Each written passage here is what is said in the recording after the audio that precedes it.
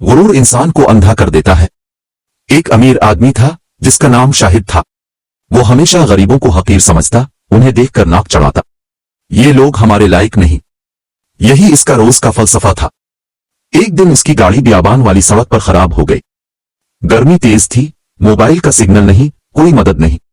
वो इधर अलिफा देर देखता रहा। गाड़ियां गुजरती मगर कोई ना रुकी। वो गुस्से में चीखा, कोई तो रुके।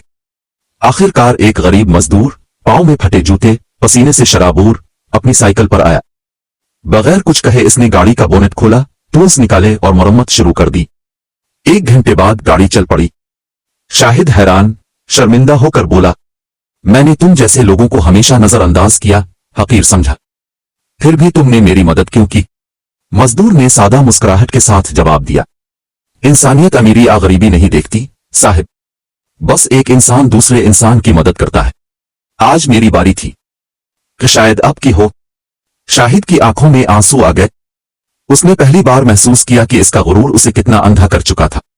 वो मजदूर के हाथ छूकर बोला, मुआफ कर दो, आज से मैं बदल जाऊंगा और किसी को हकीर नहीं समझूंगा। मजदूर बहुत खुश हुआ और उसने शाहिद को गले लगा लिया। अगर ये कहानी आपको पसंद आए तो वीडियो को लाइक करें और चैनल को सब्सक्राइब करें।